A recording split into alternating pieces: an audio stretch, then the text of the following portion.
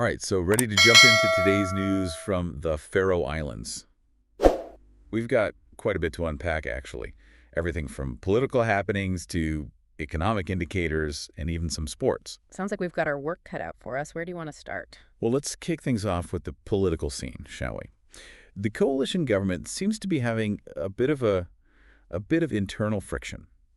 Yeah, I see that. Specifically, their agreement regarding the aquaculture industry. There's been some back and forth on that. Right, the aquaculture agreement. It seems that Føroyar Nielsen, the leader of Sambandsflokkurin, has said he feels well less bound to that agreement now. Interesting. Could signal some instability there, for sure. Yeah, potentially. It also looks like the government budget is causing a bit of a stir as well. Mm-hmm. There's been a notable increase in spending for ministerial offices and councils since they expanded from 7 to 9 councils. Yeah, and that does kind of raise some questions about how the budget is being allocated, especially when you consider that national treasury income is currently projected to be 250 million kroner less than anticipated. Yeah, that's a sizable shortfall. Is there anything being done to address that? Well, there's been talk of increasing the government grant by 25 million kroner, but whether that will be enough is still up in the air. Okay, we'll have to wait and see how that develops. But on a more positive note, there has been some progress in diplomacy. Oh. The Faroes and Norwegian governments have reached an agreement on the allocation of North Sea herring. Yes, that's good news. Provide some clarity for managing that shared resource. Definitely good news. All right, let's move on to some other news from the islands now. Havstovin, which is the Faroes Marine Research Institute, has recommended further reductions in fishing days for 2025. Right, and they're basing that on concerns about the cod stock on the Faroe Plateau. Makes sense. Sustainability is obviously key. Speaking of sustainability, there's been a rather concerning warning from researcher Sjur Hammer. Yes, Sjur Hammer. About seabird populations. Right, he's saying that if immediate fishing bans aren't put in place, the Faroes populations of the northern fulmar, the black-legged kittiwake, and the great skua could face extinction.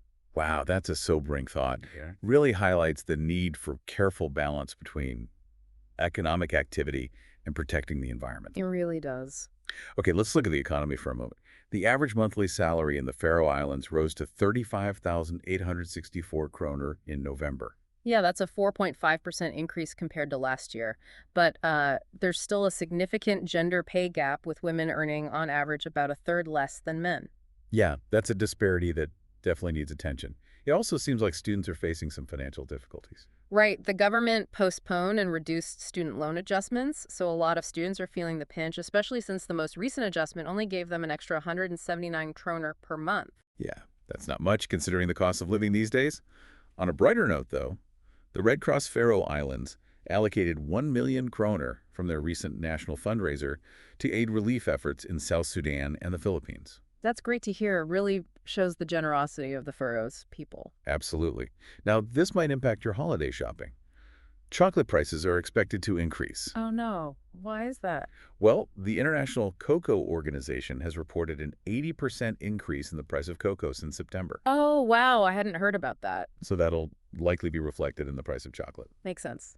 Moving on, a new study published in The Lancet Oncology found a global increase in colorectal cancer diagnoses among people under 50. Yeah, under 50, that's a demographic not usually associated with that type of cancer. It's a good reminder for everyone to stay on top of their health and get regular screenings no matter their age. Yeah, good point. And back to news on the islands. The Faroes Broadcasting Corporation, KVF, has come under some scrutiny. What happened? Well, it seems that former director Ivan Nicholson continued to receive salary payments until August of next year, despite being dismissed earlier. That's interesting. Raises questions about financial transparency there, for sure. Yeah, it's definitely causing a stir. All right, let's take a break from some of these heavier topics and move on to sports. Sounds good. The Faroe Islands men's national football team got their schedule for the 2026 World Cup qualifiers. Nice. When's the first match? It's on Saturday, March 22nd. Away game against Czech Republic. Ooh, that's going to be a tough one. Yeah, it will. What about volleyball? Anything new in the Polestar League? Yeah, a little bit of a shakeup at the top. Mjolnir lost 3-2 to Flare.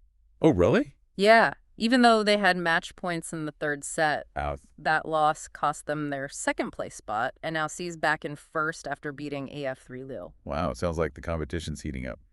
Any other sports news? The Faroes women's handball team has finished their EHF Euro 2024 campaign. Okay, all right. Before we wrap things up, what's the weather looking like this week? Pretty typical for winter here, I'd say. Strong winds, heavy precipitation on most days, but there will be some calmer days mixed in.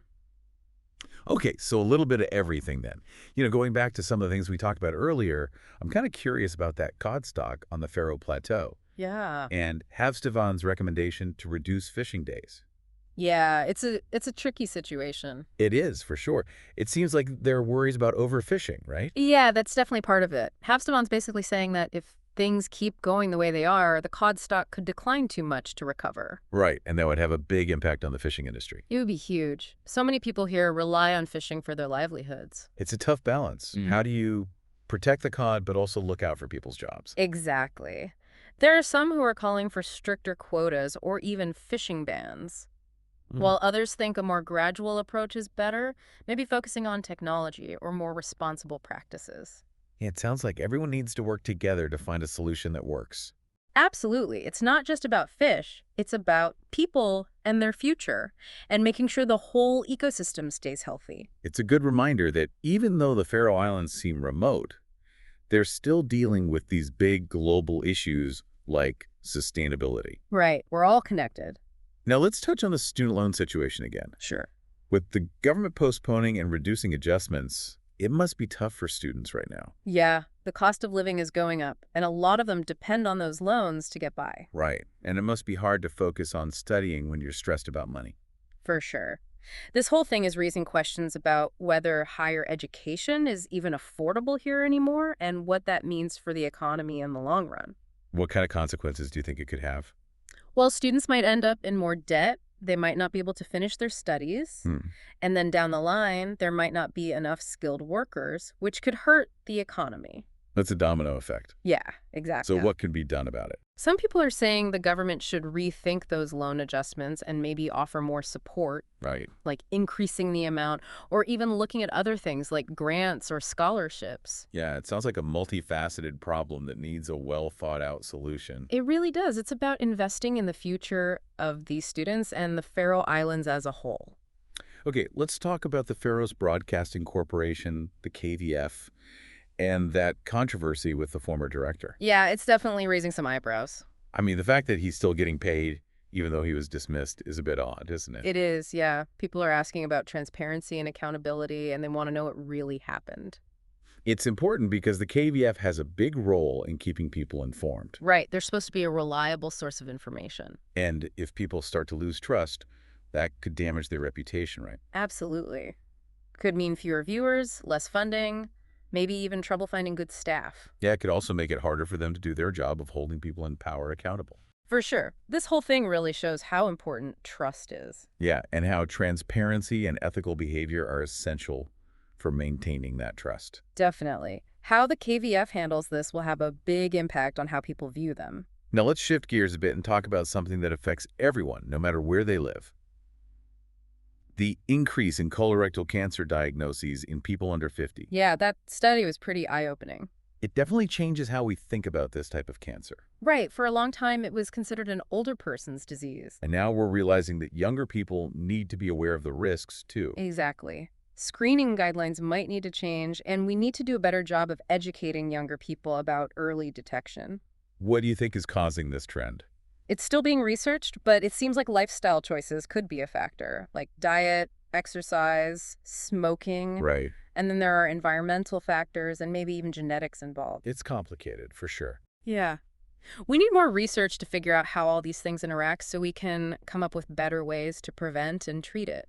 It's a good reminder that we all need to be proactive about our health. Absolutely. And that includes things like regular checkups and knowing the signs and symptoms.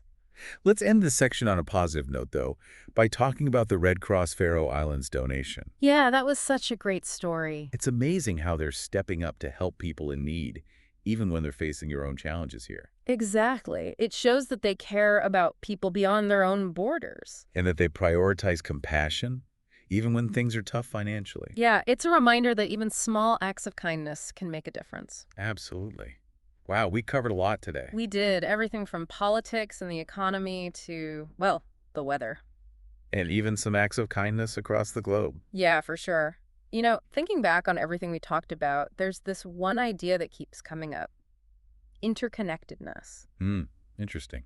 How do you mean? Well, like those agreements on fishing quotas, or the price of cocoa going up and affecting how much we pay for chocolate here. Right. It all shows how something happening in one place can have a big impact somewhere else. Yeah, and like the Red Cross donating money to help out in other countries, even with all this stuff going on here, they're still thinking about people far away. Exactly. It makes you realize we're all connected no matter how far apart we are. So even with the Faroe Islands being so remote, they're still dealing with global issues. Right. Everyone is, in one way or another. Yeah, it's like we all have to figure this stuff out together. We do. It's about finding that balance, Yeah. between what's good for the economy, what's good for the environment, and what's good for people. It's a tough challenge. It is, but it's one we all have to face. Well, that's about it for our deep dive into today's news from the Faroe Islands. Hope you found it informative. We covered a lot, from the political scene and the economy to concerns about the environment and even some heartwarming stories. Yeah, it was a good mix. Thanks for joining us, everyone. Until next time, stay curious.